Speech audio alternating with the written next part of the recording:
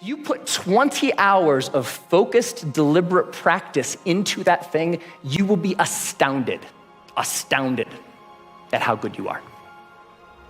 20 hours is doable. That's about 45 minutes a day for about a month.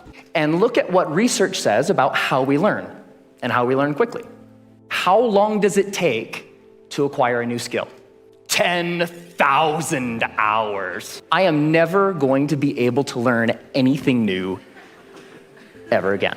But that's not true. So 10,000 hours, just to give you a rough order of magnitude, 10,000 hours is a full-time job for 5 years. That's a long time. So what's up? There's something kind of funky going on here. What the research says and what we expect and have experiences, they don't match up. The 10,000 hour rule came out of studies of expert level performance. There was a professor at Florida State University. His name is K. Anders Ericsson. He's the originator of the 10,000 hour rule.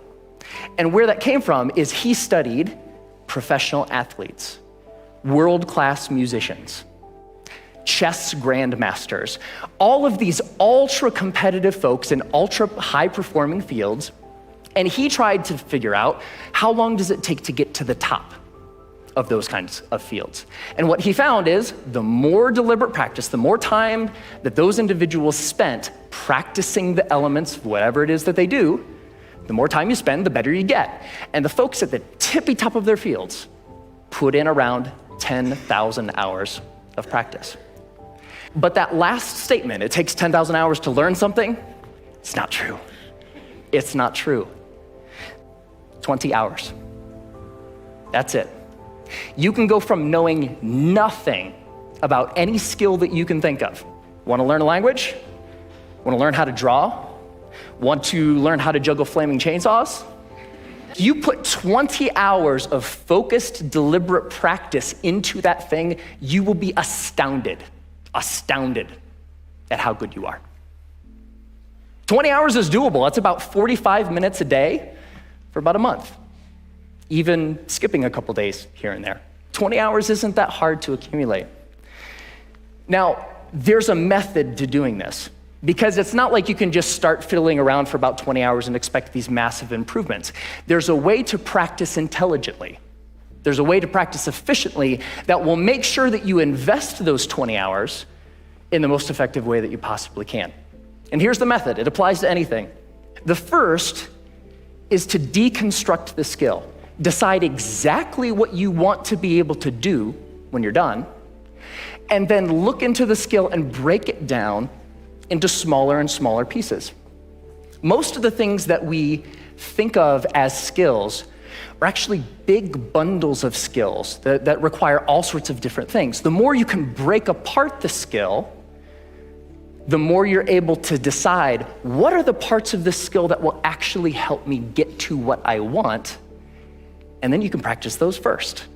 And if you practice the most important things first, you'll be able to improve your performance in the least amount of time possible. The second is learn enough to self-correct.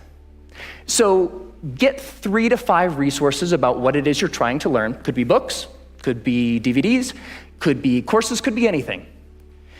But don't use those as a way to procrastinate on practice. I know I do this, right? Get like 20 books about the topic. It's like, I'm gonna start learning how to program a computer when I complete these 20 books. No, that's procrastination. What you want to do is learn just enough that you can actually practice and self-correct or self-edit as you practice. So the learning becomes a way of getting better at noticing when you're making a mistake and then doing something a little different. The third is to remove barriers to practice. Distractions, television, internet, all of these things that get in the way of you actually sitting down and doing the work. And the more you're able to use just a little bit of willpower to remove the distractions that are keeping you from practicing, the more likely you are to actually sit down and practice, right? And the fourth is to practice for at least 20 hours. Now, most skills have what I call a frustration barrier. You know, the grossly incompetent knowing it part. That's really, really frustrating. We don't like to feel stupid. And feeling stupid is a barrier to us actually sitting down and doing the work. So by pre-committing to practicing whatever it is that you want to do for at least 20 hours, you will be able to overcome that initial frustration barrier and stick with the practice long enough to actually reap the rewards. All right, that's it. It's not rocket science. 4 very simple steps that you can use to learn